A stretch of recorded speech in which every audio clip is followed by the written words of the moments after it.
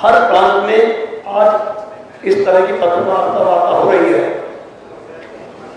मैं प्रार्थना करना चाहूंगा माननीय दिव्य सिंह जी से कि वे कृपा पूर्वक आपसे रूबरू हों।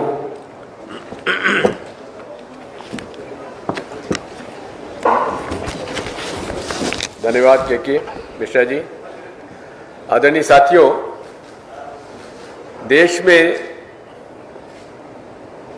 प्रतिशोध की भावना से प्रेरित होकर राजनीतिक प्रतिद्वंदियों के खिलाफ झूठे प्रकरण बनाए जा रहे हैं और मनगढ़ंत आरोप लगाए जा रहे हैं। इसका उज्ज्वलंत उदाहरण है श्रीमती सोनिया गांधी और श्री राहुल गांधी को इन्फोर्समेंट डायरेक्टरेट द्वारा prevention of money laundering act में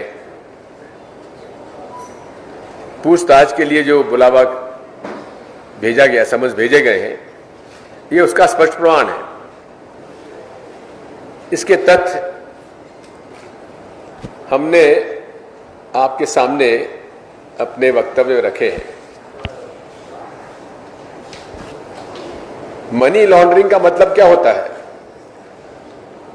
मनी लॉन्ड्रिंग का मतलब है अनअकाउंटेड मनी को,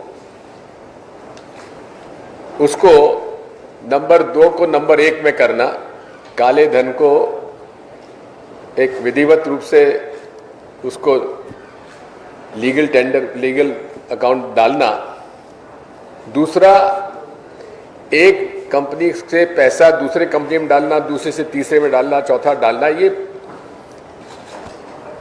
इसको मनी लॉन्ड्रिंग कहते हैं। मोदी जी की सरकार आते ही उन्होंने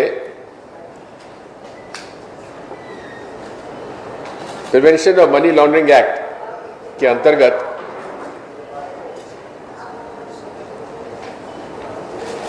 केस रजिस्टर किया गया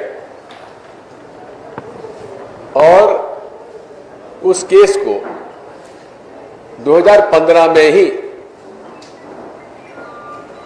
इन्फोर्समेंट डायरेक्टरेट ने तथ्यहीन होने के नाते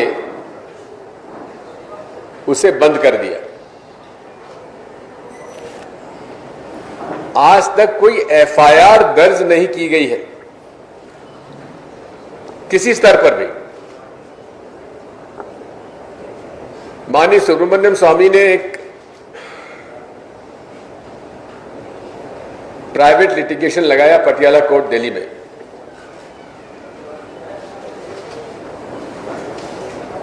और उसमें अनुरोध किया कि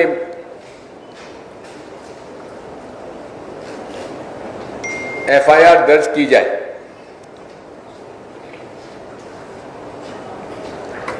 अदालत ने समन्स इशू किए। समन्स इशू हो जाने पर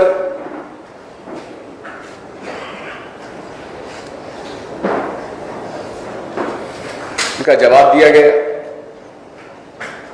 तथ्य प्रस्तुत किए गए। उसके बाद सुब्रमण्यम स्वामी जी को अदालत में अपना बयान देने के लिए समन्स भेजे गए। उसको उन्होंने हाईकोर्ट में चैलेंज किया और हाईकोर्ट ने स्टे दे दिया। अगर उनके पास तथ्य थे सुब्रमण्यम स्वामी जी के पास, तो उन्होंने उनको समन्स उनके बुलावे के आधार पर कोर्ट में पेश होना था, बयान देने थे, तथ्य प्रस्तुत करने थे, वो नहीं किए। हाईकोर्ट में स्टे लेने की आवश्यकता क्या थी? केवल दबाव की राजनीति, प्रतिशोध की भावना से झूठे प्रकरण बनाना, ये इनकी आदत बन चुकी है। और ये नेशनल हेराल्ड, जो कि आजादी के संघर्ष में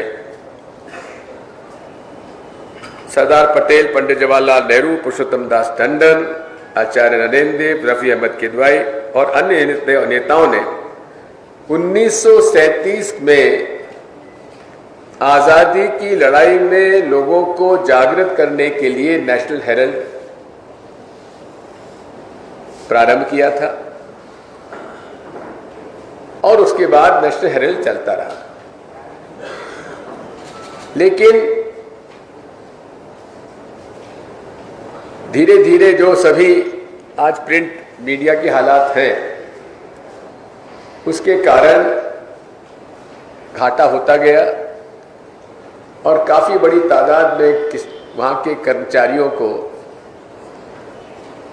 वेतन आदि का भुगतान नहीं हो रहा था। इसलिए उनके साथ चर्चा करने के बाद वीआरएस की स्कीम लगाई गई और लगभग 67 करोड़ रुपए जो उनकी देनदारियां थी उसका पेमेंट किया गया और कांग्रेस पार्टी के फंड से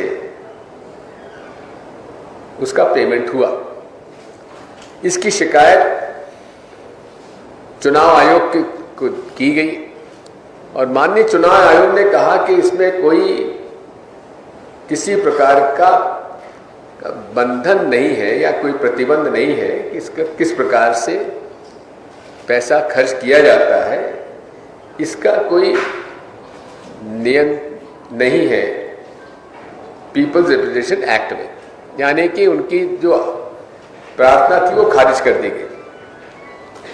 इलेक्शन कमीशन ने खारिज कर दी, इन्फोर्समेंट डायरेक्टर ने खारिज कर दी, एक भी एफआईआर कहीं दर्ज नहीं है, कोई प्रमाण नहीं है।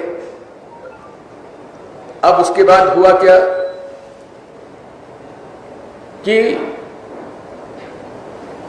यंग इंडिया की एक समाचार उसकी मैगजीन चालू की गई, कंपनी शुरू की गई और उस कंपनी ने सारे शेयर्स जो थे उसका इक्विटी बढ़ा के शेयर्स लिए और शेयर्स लेने के बाद आज की परिस्थिति वही है। इसमें रेगुलरली कांग्रेस पार्टी को छुपाना होता तो वो अपने अकाउंट्स में बताती नहीं। ऑडिट हुआ और ऑडिट होने के बाद इलेक्शन कमीशन ने उसको स्वीकार किया, इन्फोर्समेंट डायरेक्टरेट ने स्वीकार किया, कोई एफआईआर है नहीं। फिर भी सोनिया जी और राहुल जी पर राजनीतिक दबाव डालने का ये कुटिल प्रयास है। लेकिन ये भूल जाते हैं कि ये वो परिवार है जिसने अंग्रेजों के सामने घुटना नहीं टेका, जिस परिवार से दो दो लोगों ने देश की अखंडता एकता के लिए शहादत दी, वो ऐसे समन्स और ऐसे बुलावे से और झूठे प्रकरणों से क्या डरेगा? डरने वाले नहीं है और दृढ़ता से मुकाबला किया जाएगा।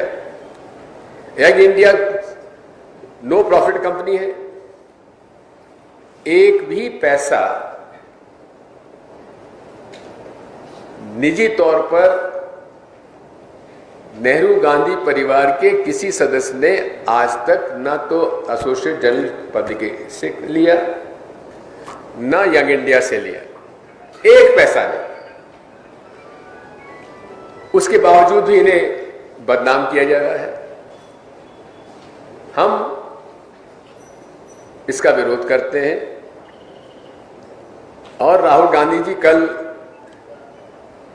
एआईसीसी से इन्फोर्समेंट डायरेक्टरेट के दफ्तर में जाएंगे और हम सब लोग जो मेंबर्स ऑफ पार्लियामेंट है, वर्किंग कमेटी मेंबर्स हैं, वो एआईसीसी में कल 9:30 बजे हम लोग एकत्रित होंगे।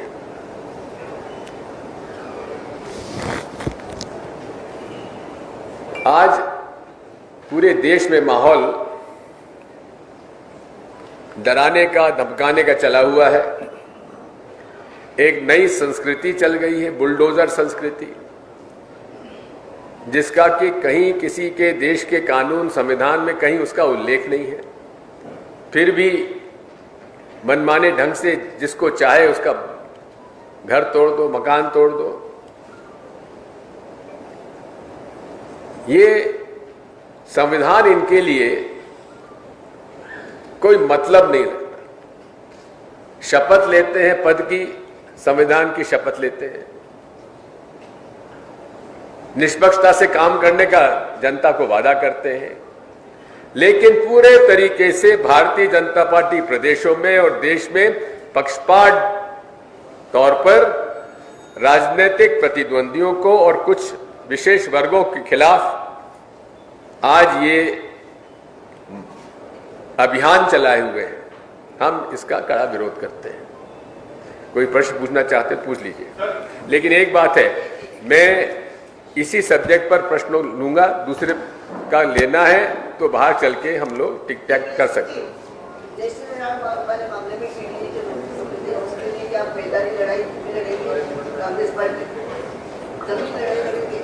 जमीनी लड़ाई तो आज तक लड़ते ही रहे विजय जी, हम लोग तो लड़ेंगे, लड़ते आए, लड़ेंगे भी। बात यह है कि अगर इस तरह से परेशान किया गया, आपने देखो 70 के दशक में इंदिरा जी को झूठे मुकदमे में फंसाया गया था, संजय गांधी जी को फंसाया गया था, क्या कांग्रेस डरी? क्या लाखों लोग जेल में गए। रवीश जी, सर कल जो मार्च होगा मध्य प्रदेश से कांग्रेस के और कौन बड़े नाम है आपके अलावा जो वहां रहेंगे? ऐसा मेंबर्स ऑफ पार्लियामेंट और वर्किंग कमेटी के मेंबर्स को बुलाया है।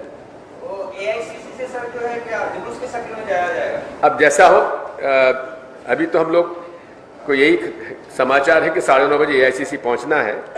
अब पैदल जाएंगे या कुछ लोग राहुल जी के साथ जाएंगे, ये वहाँ का जो प्रशासन है उनके साथ एआईसीसी चर्चा करेगी और निर्णय करेगी। जी, अभी तो हम लोगों ने जो निर्णय लिया है पार्टी ने, वो केवल दिल्ली में इसका प्रदर्शन होगा। आगे अन्य राज्यों में भी प्रदर्शन जी, आगे अन्य राज्यों में भी प्रदर्शन देखने को मिलेंगे। मुद्दे तो बहुत है, प्रदर्शन हो भी रहे हैं। क्या महंगाई का मुद्दा कोई छोटा है? क्या बेरोजगारी का मुद्दा कोई छोटा है? तो इस तरह से हमारे आंदोलन प्रदर्शन तो चल रहे हैं, जमीनी लड़ाई लड़ रहे हैं, आगे भी लड़ेंगे। सर इसमें क्या कारण है कि जो लोन लिया गया 90 करोड़ रुपए, जब यूपीए की गवर्नमेंट थी, यानी 2002 से 11 के बीच लिया गया, हाँ, इसी को लेकर तो सवाल खड़े हो रहे हैं। हाँ, तो बताया ना मैंने आपसे, इसमें नियम का, कानून का उल्लंघन कहाँ है? उल्लंघन अगर हो तो बता दीजिए ना कहाँ है। अगर कहीं नियम कानून का उल्लंघन हो तो एफआईआर दर्ज होनी चाहिए थी। आज तक एफआईआर दर्ज नहीं हुई है।